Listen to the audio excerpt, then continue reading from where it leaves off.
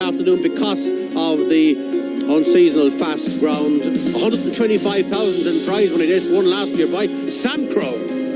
Aramon is number 1, Paul Townend. 2 is a late absentee. 3, Triplicate, Barry Geraghty. 4, Valgia, Sean Flanagan. 5, Dancing on My Own, Rachel Blackmore. 6 is an absentee. 7 for the Chanel Novice hurdle is on Tuca. Tongue Strap, Mark Walsh. Smart horse in the making, as is number 8, Classical Dream, in the colours of Joanne Coleman, of course, wife of the late John Coleman, who spent many a day down in Youghal with the late Ned Flynn, and also Tom O'Mahony, who was here this afternoon, good judge of a horse. Classical Dream, Ruby Walsh will ride, was good here the last day. And number 9, Vision Donaire, many people like him, including our own Conor O'Hare. Jack Kennedy is the pilot, Gordon Elliott the trainer. Can this be grade 1 number 49 for Gordon Elliott? Classical Dream, though, is your market leader at 5-2, Tom Lee, just ahead of Vision Donaire. Let me put it another way. If you were weighing up a grade 1 of this nature, surely it would make sense, if you're a punter or indeed a jockey, to go with a proven grade 1 scorer already. You've got one of those in this field. You've got Aramon for Willie Mullins, ridden today by Paul Townend.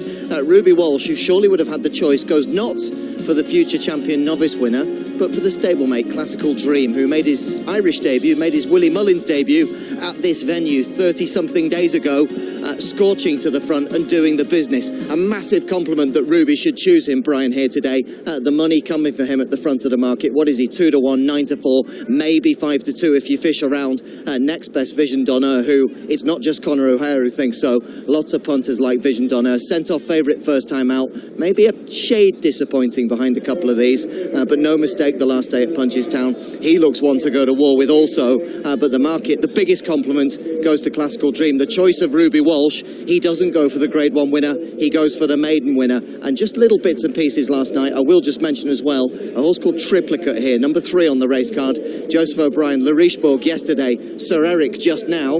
Could Triplicate be won at a bigger price? So he was 12-1 last night, nipped into 10-1. That was the one at bigger prices being taken. But Classical Dream, fascinating. The jockey booking alone makes you sit up and take notice. Well, Tom makes a real interesting point about that Ruby on Classical Dream. We can have a look at him actually winning here at Christmas when he beats On 2K and Dancing on My Own. And do you like the way he did it?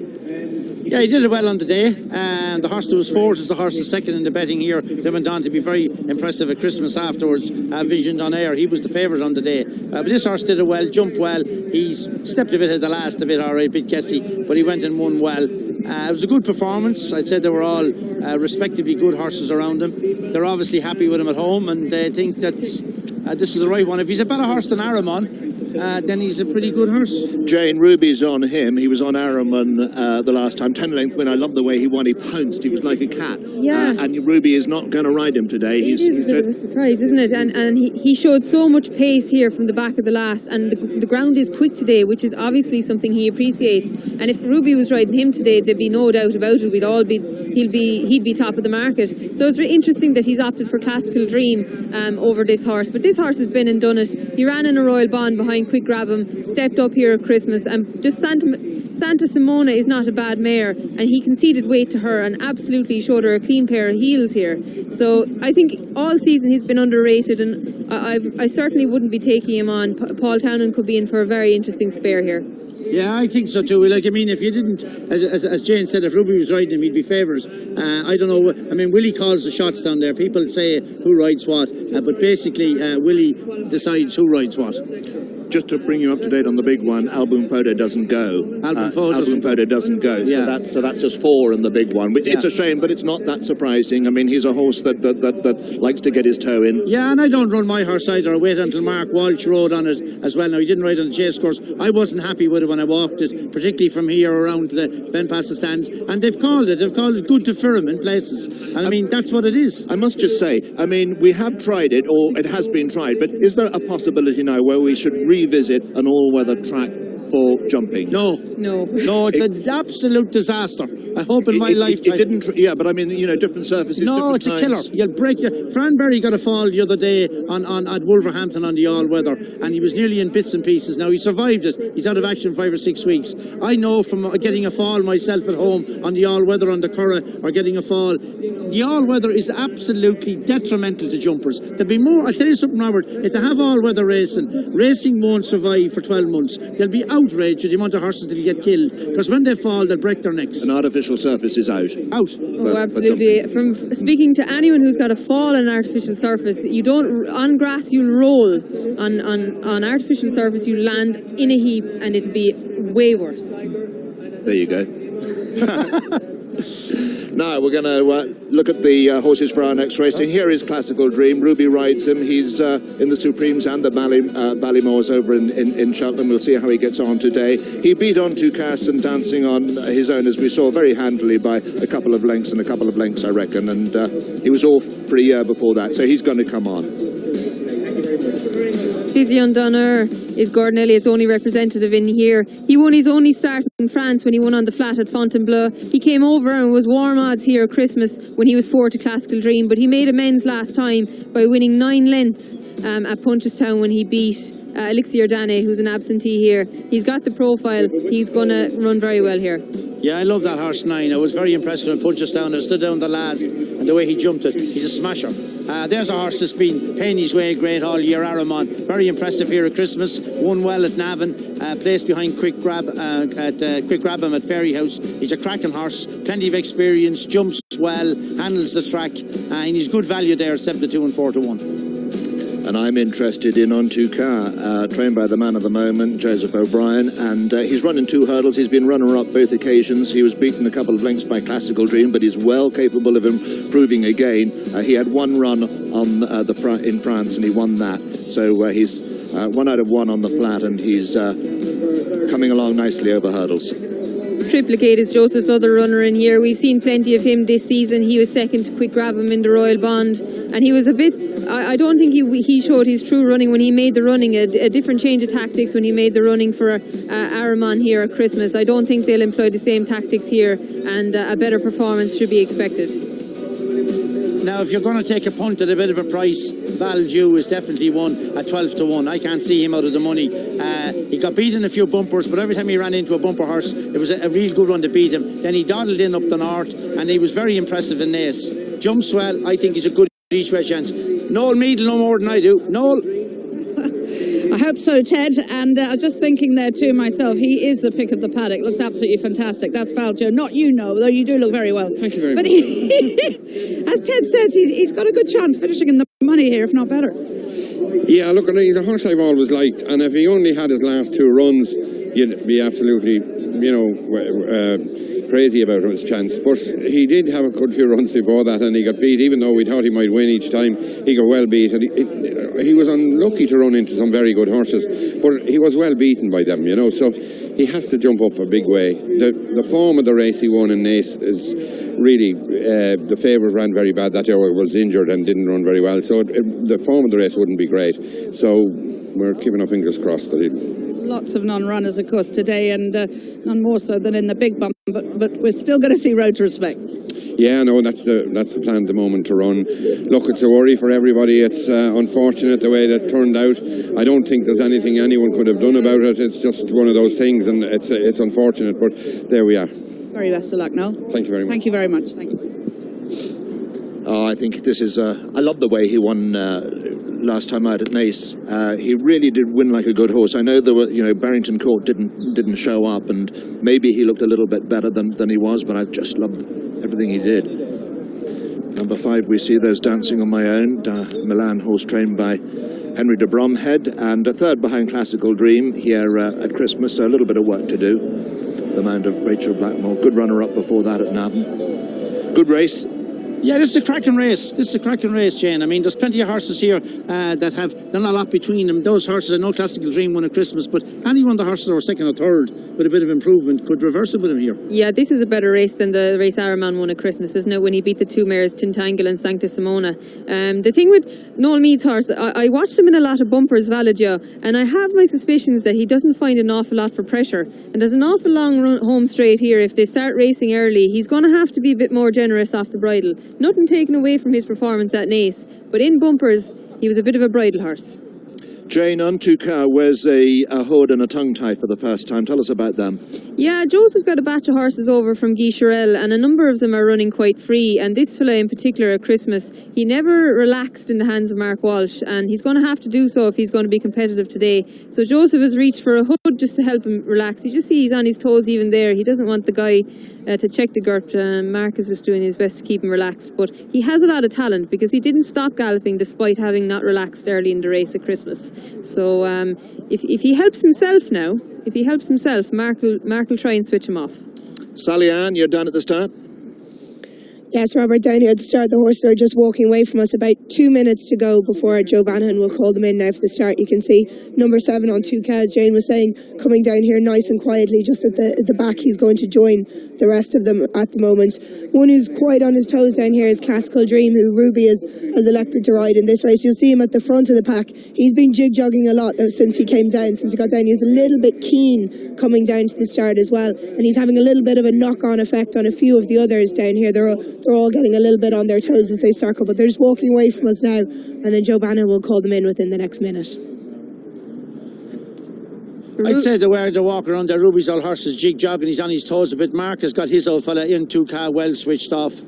These are all great riders. All these lads you'd love to be as good as any of them. They're lovely hands, lovely riders. We're absolutely steeped with top-class pilots in Ireland at the moment. I think it's a golden age right through for the last number of years. We've always had them, but we've a great bunch of young lads coming on there as well too. Fellas you'd like, your young Dunnock Myler rode the first winner there. Jack Kennedy, who we've praised, and Paul Townend, who's already been a champion jockey. He's not yet in his late 20s. Down the ring, lads, any significant money for anything? Classical Dream is your outright favourite. They were giant favourites momentarily at 11-4 each of 2. In fact, I can still see 3-1. But Noel Cummins here is quoting 3-1. No, in fact, no, the 3-1 is gone. 11-4, 5-2 clear favourite Classical Dream. Some bookmakers only quoting 9-4. 11-4 Aramon and 3-1 Vision Donaire. Yeah, certainly the late confidence. Aramon is a shifter in the market. 7-2 into 11-4 with his proven form at the top level. And the other one, this Joseph O'Brien effect, once again in evidence. The 2 horses you see there in the green and gold McManus silks, the one in the all-white hat is triplicate for Joseph O'Brien, who's shortened up into 7-1 now here in the betting ring. Is he the value play at bigger prices? We'll see momentarily. Ladbrokes now only going 2-1. Classical Dream, 12-1 for the Supreme. Walking up towards the starter, Richard Pugh is man again. Richard, what view have you got on these chaps? I think the winner just might be in front. It's Classical Dream who's going to try and do what Sir Eric did half an hour ago. But in fact, Dancing on My Own is on the inside, possibly going to take them on towards flight number 1. Dancing on My Own, third behind Classical Dream at Leopardstown. Last time they met has the advantage on the inside. Towards the outside is Classical Dream. Antuka, who was second in that contest, is next on the inside. They're being chased by Vision Donaire. And towards the white cap on the rail is Triplicate. Just outside is Aramon, and last of all is Valdieu. So they make their way out over flight number 1. Big jump the leader there, slight mistake on Tuka, but they make their way up to past the post, and it's Dancing on My Own. Here has the advantage for Rachel Blackmore, being followed by Classical Dream. Ruby Walsh second. Towards the outside is Vision Donaire. Jack Kennedy aboard. Then down the inside is Ontuka, the mount of Mark Walsh. And they're being chased just in behind by Aramon and Paul Townend. Towards their outside is Valdieu and Sean Flanagan, and last of all is Triplicate, the mount of Barry Geraghty. So they make their way towards flights 2 and 3, which bring them right up towards the end of the straight. And out in front, Dancing My Own, Classical Dream, they're the leading pair, as they're being chased by, on the outside, Vision Donaire. Then towards the inside, Ontuka. Aramon is next, then Triplicate, and towards the back of the field is Valdieu. So they take their way out over flight number 3 and race now towards the bend that'll bring them into the back straight. Dancing on My Own is going to lead them round. Classical Dream sits second. Towards the inside is Ontuka, and they're being followed by Vision Donaire, who was 4th here at Christmas, but an impressive winner since. Seems to be going the right direction. The Grade 1 Christmas winner, Aramon, the mount of Ruby Walsh on that occasion. Paul Townend this is being followed towards the outside by Valdieu, and towards the inside at the back of the field at the early part of this race, heading towards the middle part of it, is Triplicate. So they make their way into the back straight, and it is Dancing on My Own from Classical Dream. Back in third is Vision Donaire. Towards the inside on Tuka. They're being followed by Valdieu, who's going up on the outside of Aramon, and then down the inside, last of all, is Triplicate as they land over that one and make their way now towards the middle one of the three along the back straight. And Dancing on My Own has the advantage still from Classical Dream, who's one outside. Wider again is Vision Donaire, and the inside is Antuca. Aramon with Valdier towards the back with Triplicate last of all. So now they go out over the middle one along the back straight. Dancing on My Own from Classical Dream. They take it a length or so apart, being chased in third by Vision Donaire.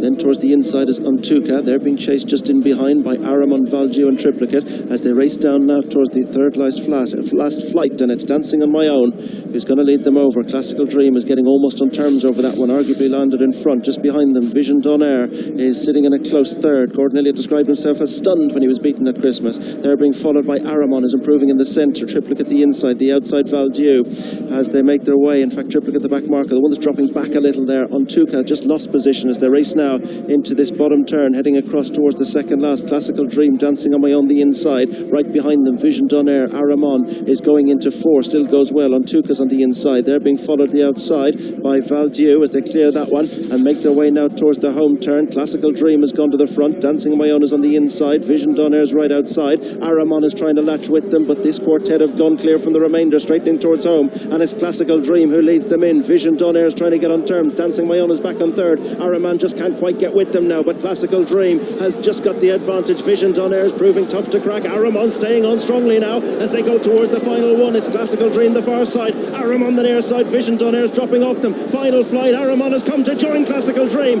It's Classical Dream the far side, near side Aramon. They're going to go at it together. Aramon has the advantage. Classical Dream is rallying the far side, and as they go towards the line, Aramon and Classical Dream go right by the line together. It just might be Classical Dream with Aramon in second, and they're being chased back in third by Vision Donaire. Dancing on My Own, and back behind these was Triplicate and Tuca, and the final finisher was Valdier. What a finish.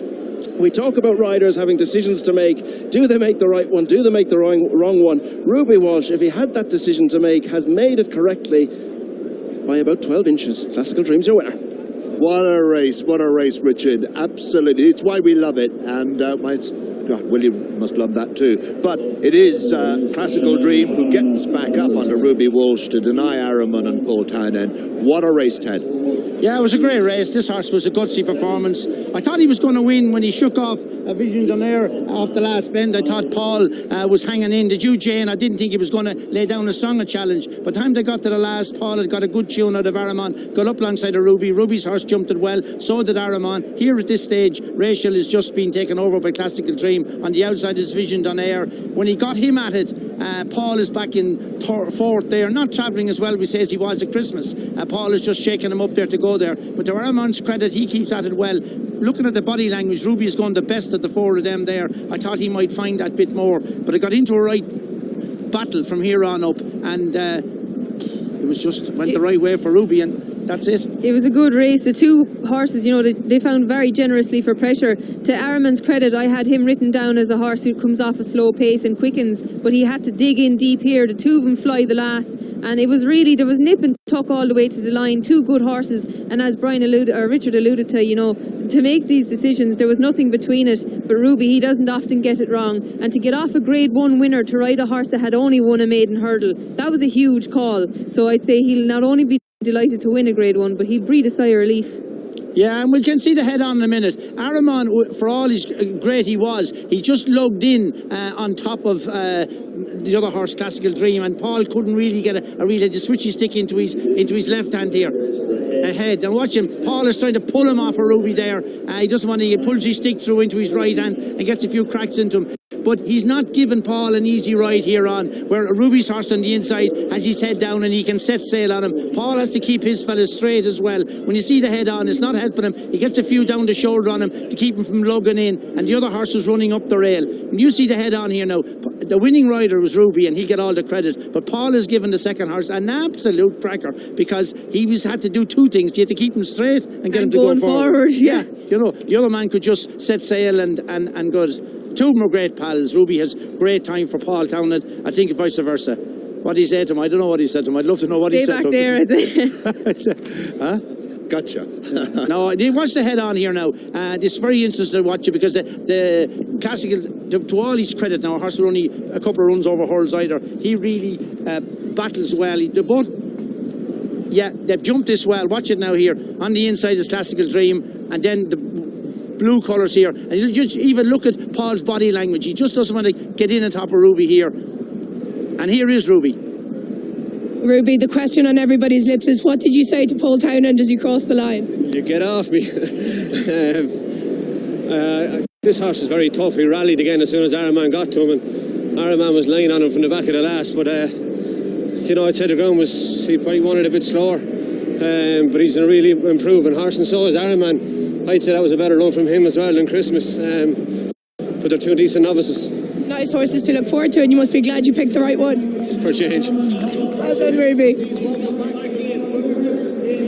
Isaac. Well, a real good one horse. of what Ruby said to Paul, he said, get off me.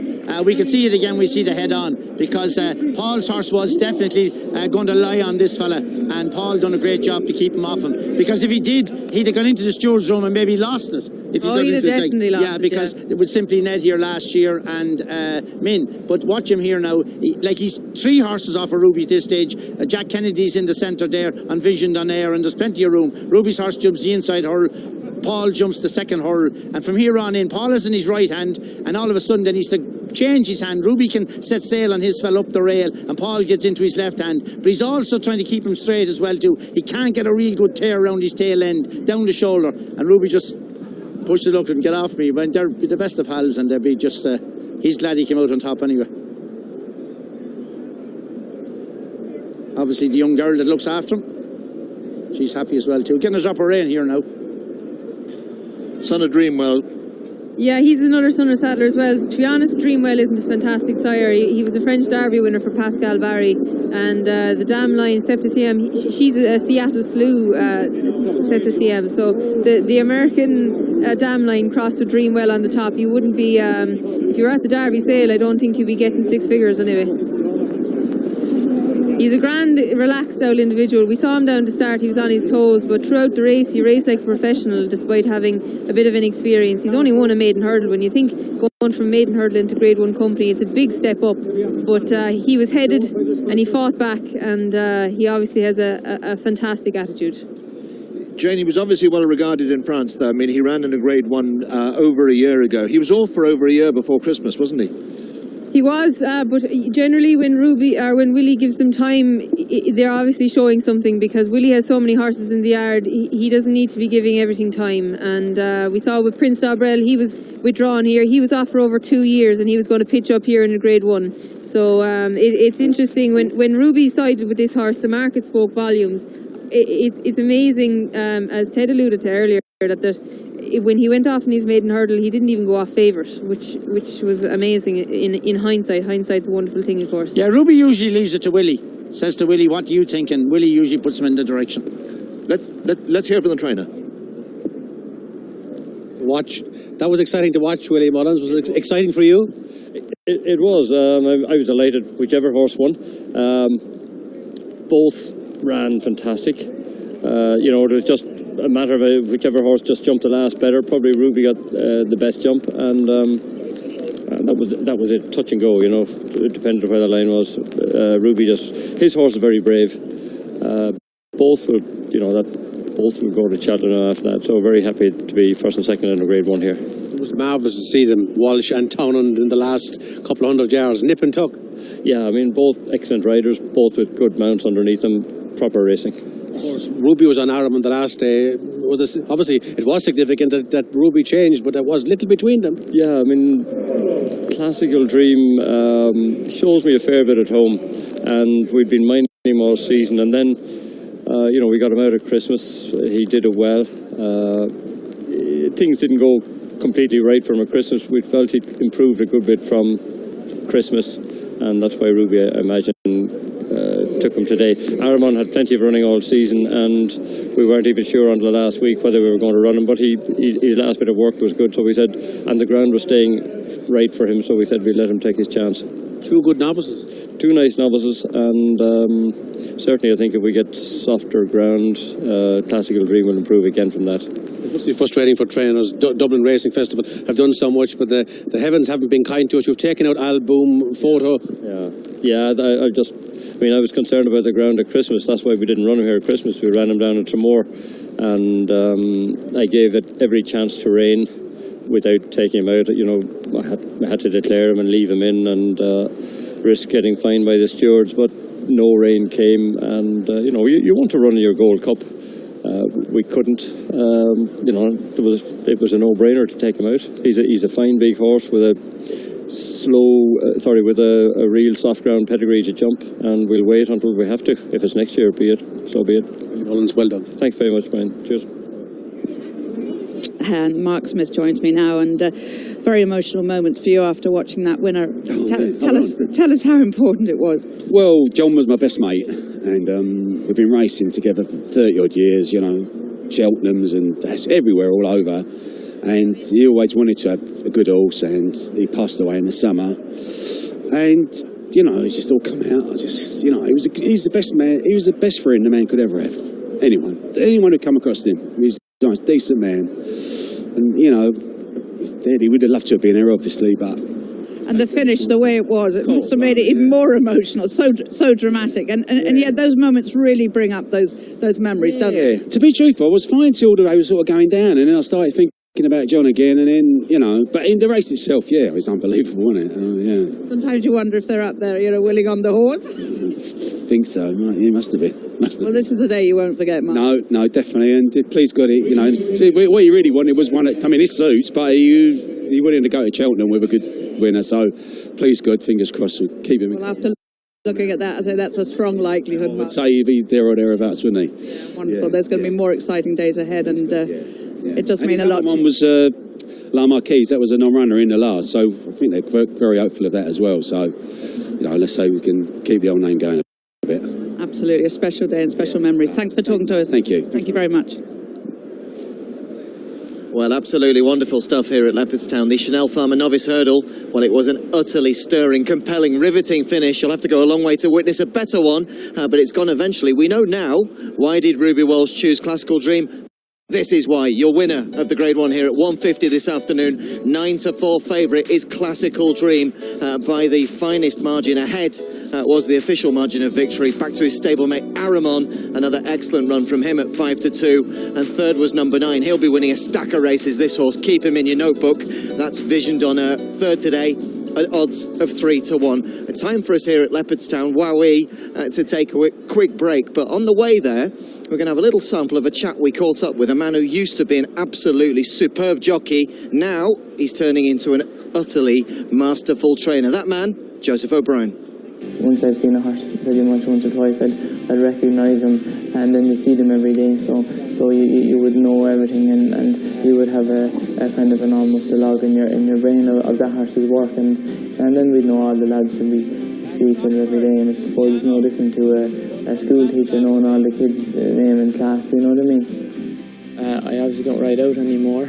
I haven't got the time, and I wouldn't be able to see all that's going on, but I'm up and with the horses, and obviously I don't have to watch my weight, so they're obviously the two main differences, but the lifestyle is similar, and it's something I'm fairly used to by now.